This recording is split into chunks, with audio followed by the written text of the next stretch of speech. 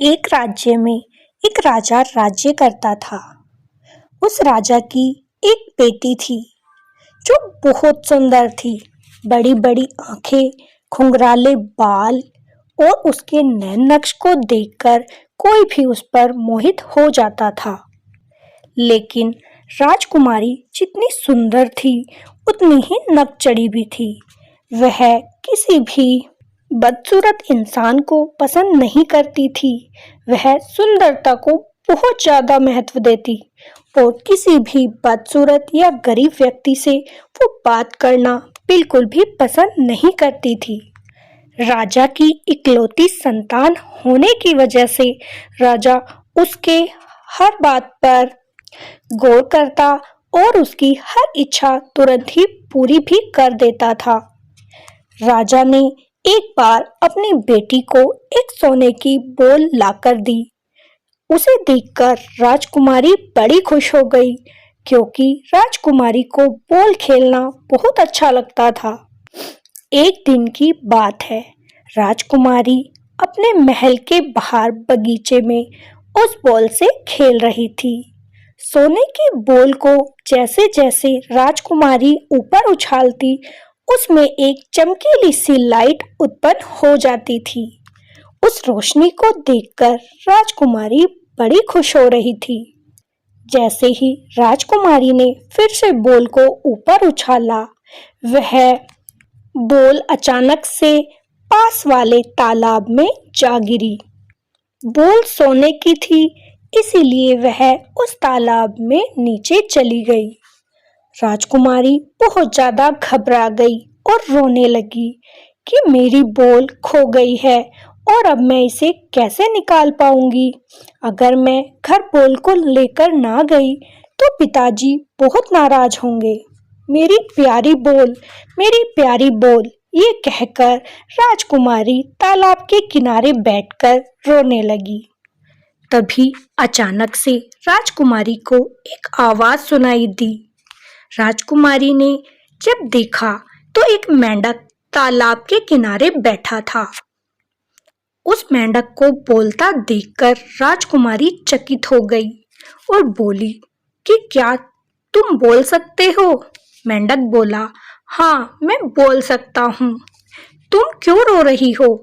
तब राजकुमारी बोली कि मेरी सोने की बॉल इस तालाब में गिर गई है और वो मेरे दिल से भी अधिक प्यारी बॉल है, तो आप मुझे क्या वो वापस दे दोगे? मेंढक हंसा और बोला, इसमें कौन सी बड़ी बात है, मैं तुम्हारी बॉल अभी लाकर दे देता हूँ। राजकुमारी ये सुनकर बहुत खुश हो गई, लेकिन उसी समय वह मेंढक बोल उठा कि उससे पहले तुम्हें मेरी एक शर्त माननी होगी। राजकुमारी इतनी ज्यादा खुश थी कि उसने शर्त मानने के लिए बोल दिया। मेंढक बोला, इतनी उत्सुकता ठीक नहीं राजकुमारी, पहले मेरी पूरी बात सुन लो। मेंढक बोला कि अगर मैं तुम्हारी सोने की बॉल तुम्हें लाकर दे देता हूँ तो तुम्हें अपने साथ बैठाकर मुझे खाना खिलाना पड़ेगा। राजकुमारी ने बोल दिया, ठीक है, मैं तुम्हें खाना खिला दूंगी। अब मेंढक बोला, मेरा दूसरा प्रस्ताव भी सुन लो। अगर मैं तुम्हारी बॉल तुम्हें दे देता हूँ तो तुम्हें मुझे अपने बिस्तर पर सुलाना भी पड़ेगा। राजकुमारी बोली, ठीक है, मैं तुम्हें अपने बिस्तर पर ही सुलाऊंगी। अब मेंढक बोला कि मेरा तीसरा प्रस्ताव भी तुम्हें मानना होगा, नहीं तो मैं तुम्हारी बॉल तुम्हें नहीं दूंगा। राजकुमारी बोली, ठीक है, तुम तीसरा प्रस्ताव भी बता दो। मेंढक बोला, अगर तुम मुझे प्यार करोगी तो ही मैं तुम्हारी बॉल तुम्हें लाकर दूंगा। राजकुमारी उस वक्त बोल उठी, ठीक है, मैं तुम्हें बहुत प्यार करूंगी, अब तुम मेरी बॉल मुझे लाकर दे दो। मेंढक ने तुरंत ही राजकुमारी की बॉल लाकर राजकुमारी को दे दी। राजकुमारी खुशी से उछलती हुई अपने महल में वापस चली गई। अब राजकुमारी सब कुछ भूल चुकी थी कि उसने किसी मेंढक को कोई वादा भी किया था। राजा साहब और राजकुमारी दोनों बैठकर खाना खाने ही वाले थे कि तभी दरवाजे पर खटखटाहट होने लगी। जब दरबारी बाहर गया तो उसे एक मेंढक दिखा। मेंढक बोला कि मुझे राजकुमारी ने वायदा किया था कि वो मुझे अपने साथ बिठाकर अपने ही थाली में भोजन कराएगी। राजकुमारी का वचन सुनकर वह पहरेदार उस मेंढक को अंदर ले आया। राजा ने जब ये सुना कि मेरी बेटी ने इस मेंढक को वायदा किया है तो राजा ने कहा, देखो बेटी, अगर हम राजा लोग किसी से वायदा करते हैं तो उसे पूरा करने का अधिकार भी होना चाहिए। तुम अपनी जिम्मेदारी उठाओ और अपना वायदा पूरा करो। इस मेंढक को अपने पास बिठाकर भोजन कराओ। राजकुमारी बहुत ज्यादा चिढ़ते हुए उस मेंढक को अपने पास बिठा लेती है और अपनी सोने की थाली में उसे भोजन करा देती है। जब राजकुमारी ने मेंढक को भोजन करा दिया, उसके बाद वह सोने के लिए जाने लगी तो मेंढक बोल उठा, अरे राजकुमारी, अभी एक ही शर्त पूरी हुई है, मुझे अपने पास नहीं सुलाओगी? राजकुमारी चिल्ला उठी और बोली, नहीं, बिल्कुल नहीं। लेकिन राजा को देखकर राजकुमारी चुप हो गई और उसे चुपचाप अपने साथ आने के लिए बोल दिया। मेंढक और राजकुमारी दोनों कक्ष में चले गए। राजकुमारी बोली, चुपचाप इस कालीन पर सो जाओ, मेरे बेड पर सोने की चेष्टा मत करना। लेकिन मेंढक बोला, नहीं, मैं तुम्हारे साथ ही सोऊंगा। अब राजकुमारी ने उसे चुपचाप एक साइड में लिटा दिया और अपने आप दूसरी साइड सो गई।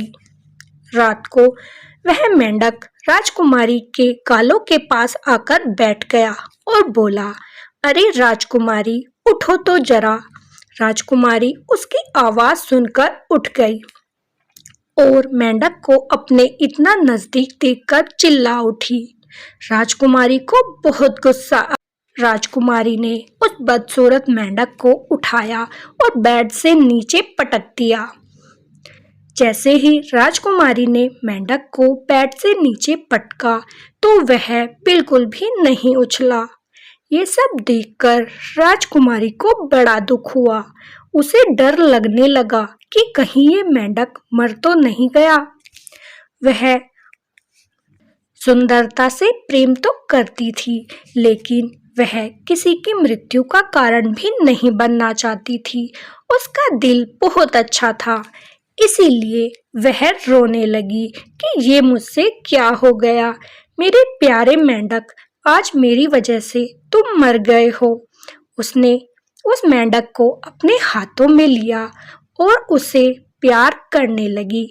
जैसे ही राजकुमारी मेंढक को प्यार करने वाली थी कि तभी एक रोशनी हो गई और वह राजकुमार में बदल गया। ये देखकर राजकुमारी को कुछ भी समझ नहीं आया। तब उसने उस राजकुमार से पूछा कि तुम तो मेंढक थे, फिर राजकुमार कैसे बन गए? ये कहानी मुझे बताओ।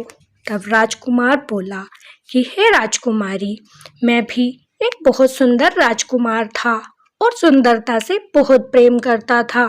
एक बार मैं वन में गया और शिकार कर रहा था। तब मैंने एक माँ और बेटे के जोड़े को अलग कर दिया और उनका शिकार कर लिया, जिस कारण से मुझे एक साधु बाबा ने ये श्राप दिया था कि तुम मेंढक बन जाओगे और बदसूरती से अपना जीवन बिताओगे। तब मैं उन बाबा के सामने बहुत गिड़गिड़ाया। तब उन्होंने मुझ पे थोड़ा सा रहम दिखाया और मुझे कहा कि जिस दिन तुम्हें कोई हाथों में लेकर दिल से तुम्हारे लिए आंसू बहाएगा और तुम्हें प्यार करेगा, तब तुम राजकुमार बन जाओगे। और आज तुमने मेरे लिए आंसू बहाए, मुझे दिल से प्यार किया, तो इसीलिए आज मैं इस श्राप से मुक्त हो गया। राजकुमारी इतने सुंदर राजकुमार को देखकर उस पर मोहित हो गई और अपने पिता को सारी बात बता दी। फिर राजा ने दोनों का विवाह करा दिया। आपको ये कहानी कैसी लगी हमें कमेंट में जरूर बताइएगा। अगर अच्छी लगी हो तो एक लाइक जरूर कीजिएगा। फिर मिलेंगे। राधे राधे। जय श्री कृष्णा।